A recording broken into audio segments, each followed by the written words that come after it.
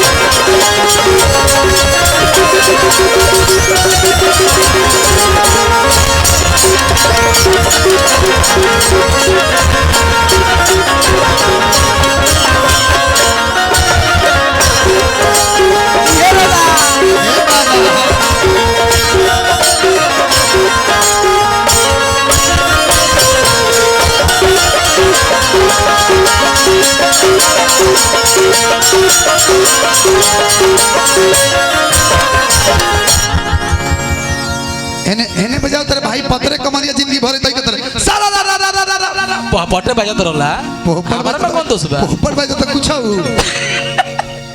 बढ़ाना दी सीख दी बजाई हां तने धुना मरिया दीप उज्जवल बाबा चले लू डगड़िया तना दे बीच नैया हिलोर मारे ना नागेंद्र भैया कहले कि बिक्की जी बड़ा अच्छा डांस करता है तने धुना आ डांस 1 मिनट का तने मार भाई तने भाव उहे मारा तने खपरा हो आजा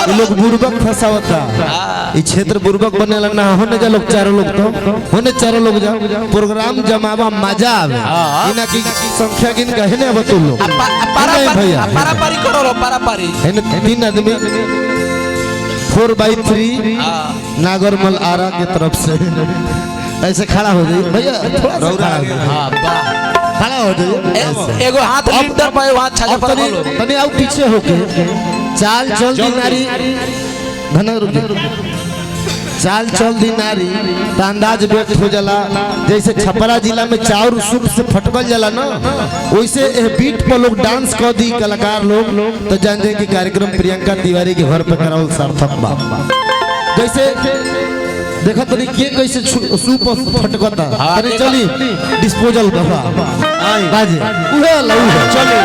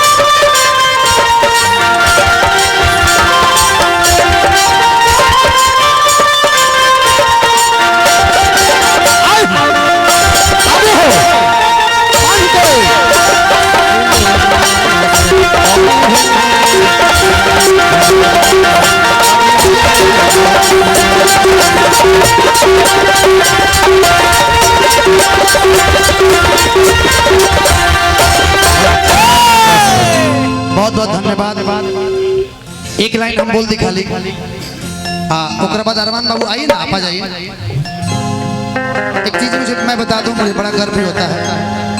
आरा, बक्सर, बलिया में अगर मुझे लोग जानते हैं, रांची, झारखंड, गढ़वा, पलामू, तो आप लोग का भी देन है। उसमें शिवानी जी का भी बहुत बड़ा हाथ है। शिवानी जी इसलिए कि आप कई बार बोलते हैं कि धनंजय शर्मा को बोले बड़ा अच्छा गाते हैं, तो इन लोगों का भी योगदान है बहुत बड़ा। तो दिल से धन्यवाद। मैं चाहता हूँ अरमान बाबू आप गाइए, बहुत सारे कलाकार हैं और एंटरटेनमेंट हुआ। मैं चाहता हूँ जोरदार ताली आप लोग बजा दीजिए प्लीज। हेलो, ये अरमान है, इनका एक गीत ऐसा होगा कि आपके दिल में अरमान बना लेंगे। मैं यकीनन ताजमहल का नींव जितना मजबूत है, इस कम उम्र में जितना तकाजा मालिक के दुआ से इन्होंने हासिल किया, ये इनके परिवार के लोगों का बड़ा सहयोग है।